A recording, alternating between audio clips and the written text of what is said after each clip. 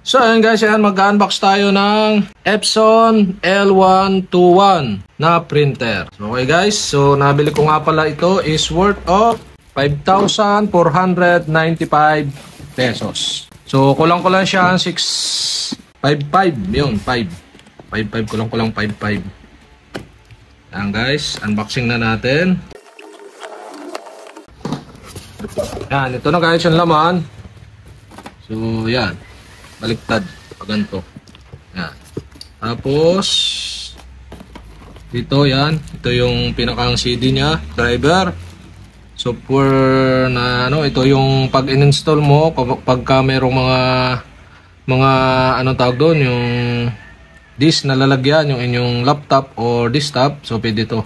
So pwede din naman sa mismong website ng Epson yan. Tapos ito ang kasama pa.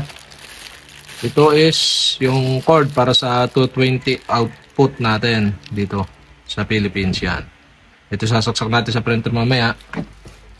Tapos another, ito yung dito na nakalagay para pagbukas nung ano, nakasandal ito. Ayan, paganoon. So mamaya natin nilalagay. Ito po pala yung ink. Kunin muna natin yung ink. Yan. So may kasama na siyang ink na 4. So ito yung ink na ilalagay dito sa printer. Yan guys. Pero ang gagamitin natin is pigment ink. So hindi natin ito gagamitin. So papalitan natin ito ng pigment ink dahil gagamitin natin ang ating printer sa mga ano, yung pagprint ng picture, saka pagprint ng ating ng mga sticker, at saka do sa pagprint ng picture na lalagay natin sa ating t-shirt. So okay, abangan yung mga vlog natin about doon. Okay, ano yung printer? Ay, pak na. Mapabagsak ay. Yan. So may laman pa nga pala siya guys, ito na A1. Yan. Ito yung kinoconnect sa computer, laptop or PC. Ito nakakonect sa printer. So mamaya papakita ko sa inyo kung saan.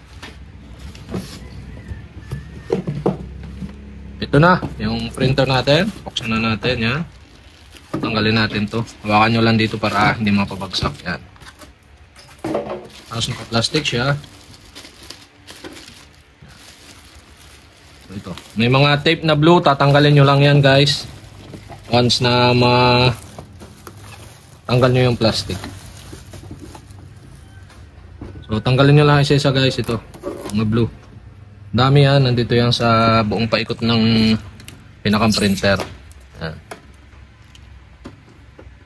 So ito nga pala nabuksan na nung mismong ano, may nakalagay din dito. Tanggalin nyo muna bago nyo buhayin yung printer dahil nakakonect siya doon sa pinakang printer head. Baka pag switch on nyo is ano, na mag-stuck yung tape dito na nakadikit, dapat tanggal.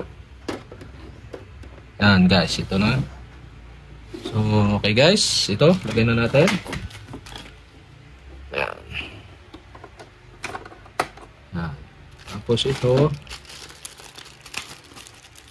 bagong bago, naka-plastic pa ayo. So, chine-check ito sa company, Epson. Yan. So, ito, susok-sok dito.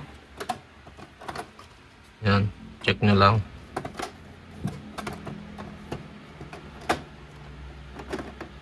Yan, guys. Parang baligtad. Di, tama. Okay na. Ito pala guys, yan, dapat ganito nga. Sasangkod nga siya doon, dapat isusuot ito, yan yan. Ano, tapos ilalagay dito. Yan. Tama nga. So ito yung adjustan para pag-adjust ng papel dito, lalagay. Yan, tapos ito naman pinakang pang 220 volts natin. So ilalagay din natin to. Dito lang yan sa likod. Ito sa 220 output ng bahay natin. Tapos ito is dito sa likod. Yan, dito. No, sa loob. Ito. Dapat same dito. Yan.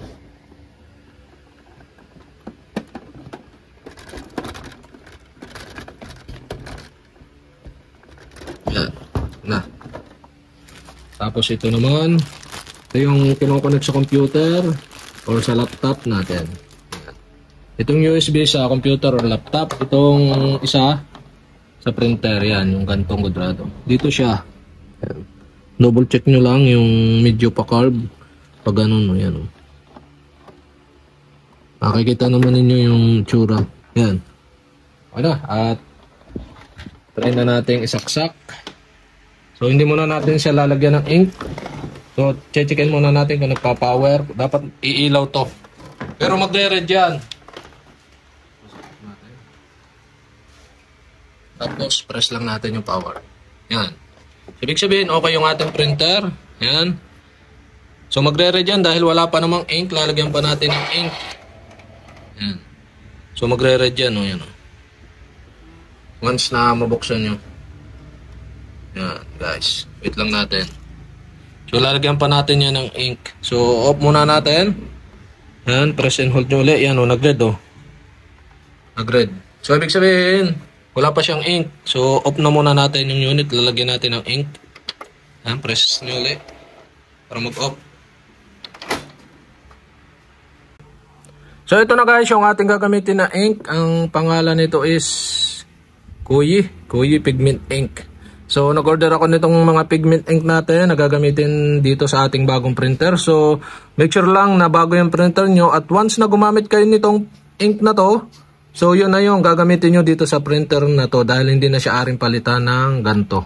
So, ang in-order natin is ito, cyan. So, cyan color. Tapos, magenta, yellow, tapos itong black. So, okay, salin na natin to guys. So, tanggalin nyo lang itong cover ng ink. Yan. Tanggalin lang natin. So, make sure lang na tama yung kulay dito. Yan. Dahil pag nagkamali kayo, so wala na yung printer natin. Yan, guys. So, ito na. Salin na natin. Yan. Bayan na natin nakaganon. So, kita naman yun, nagsasalin siya. So, ito naman pink. Sabay-sabay na natin. Salin na rin natin. Pinakasayan yan. Tapos, ito naman. Yellow. Yan. So, salin na natin. Tapos, ito ang black. Yan. Sabay-sabay na natin hanggang sa magsalin sila. Yan. So, ito, yan, yung ink. So, make sure lang na tama yung kulay. Sa kulay na lalagyan nyo. Yan.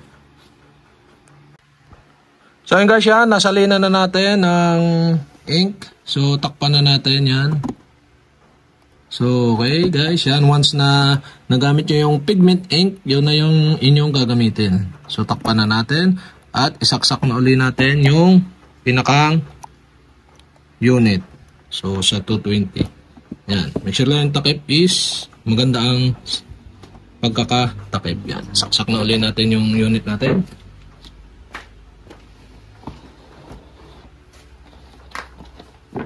So, once na nasaksak nyo, kapag kabago yung inyong printer, so gagawin nyo, press nyo muna itong power button. So, nasa manual naman to, press nyo lang at antayin nyo lang na mag-steady yung pinakang ilaw niya. So, wait lang natin. Yan, kinig naman ninyo na ugong yung ating printer. So, sa first time natin gagawin, ganon, pagka bago ang printer. So, wait lang natin. So, guys, yan. Nag-stop na yung pinakang light niya. Ang next naman natin gagawin is ito, yung may square na baliktad. So, press lang natin siya ng 3 seconds until na yung light is mag-flashing. Yan. Yan guys, kinig naman ninyo na naugong yung ating Epson. Ibig sabihin, nag-charge na siya ng ink. So, once na tumigil na yung blink nito, so ibig sabihin, okay na yung ink na naka-charge. Or nag-charge na yung ink. Dahil bago nga yung ating printer, so nilagyan natin ng bagong ink, so nag-charge pa siya. So antayin lang natin na mag-stop yung kulay siya at ready for print na So, okay. Pagka nag-stop na yung light. So, wait lang natin. Ito na guys, yan, no? Nag-stop na yung light niya na green. Ibig sabihin, tapos na yung pinakang flashing niya ng ink. So, may ink na ang ating printer at ready na tayo for print. So, okay guys, ang next naman is punta kayo sa inyong PC yan. So, okay, Epson L121. So, search nyo na lang yung epson.com. Tapos, kung anong printer nyo. Tapos, dugsungan lang ng driver. Yan, ito na yung model ng ating Epson. Tapos dito sa download makita nyo please choose OS. So ang pipiliin nyo dyan is ito. Depende sa klase ng inyong PC. So yung ating Windows 10 64-bit. So pinili natin yan. Tapos click natin yung go. So pili lang kung anong model yung inyong meron. Yan. Tapos ito na guys yung driver at other software. Yan. Dito tayo sa driver. Yan. Click natin yung driver. At dito sa may kanan, may makita kayong download. Click nyo lang yung download. Tapos, dito. So, makita nyo yung accept. Okay. Click nyo lang yung accept. At, ayan nga guys. Na-download na yung pinakang driver. So, wait lang natin yan. Pag ganyan na, click natin yung folder. At, mapupunta na kayo dito sa folder na ito. Yan. So ito yung folder. Open nyo lang.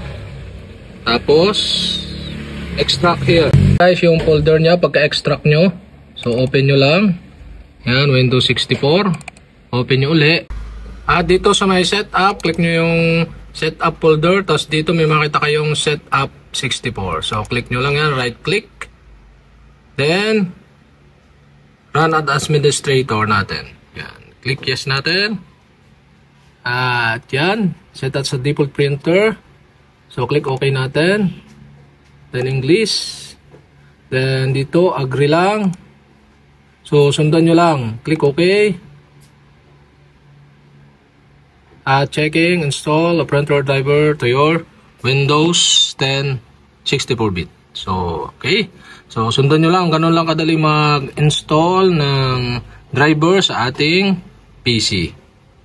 So wait lang natin a couple of seconds to install this driver. So okay. Now the printer driver will install. Okay, setup complete. To update, sure. Okay, restart your window. Click OK. At restart natin ang window para ma-update. Okay. Restart natin. Yan, restart natin yung window para do sa update. So guys, ito yung galing sa printer, yung USB. Para makakonect sa PC, yan. Insert nyo lang. At okay, try na natin mag-print pagka na-install na yung driver. Yan. Okay, na-install na natin yung driver. So, try na natin mag-print. Ito yung ating gagamitin na photo paper. RC Satin Photo Paper A4. Kuyi ang tatak, yan. So, lalagay na natin. Ito na yung photo paper natin. Yan. Once na mailagay na natin. So, make sure lang na sakto dito, fit. Para hindi siya nauga. Para sakto yung pagka-print. So, click na natin yung okay. At yan. Ipiprint natin itong logong ito natin. So, okay guys. Yan. Itong logo. Punta tayo dito sa printer natin. Yan. Magpiprint na siya. Ito na guys. Yan. Yan yung kinalabasan ng ating print. Yan. Kitang-kita naman yung quality. So, ganun lang guys, mag-print sa Epson L121 na printer. Yan, gamit ang pigment ink. So, okay guys, hanggang dito na lang ating video at huwag nyo kalimutang i-click ang subscribe button at ang bell para updated kayo sa mga video tutorials like this. Okay, salamat sa panonood.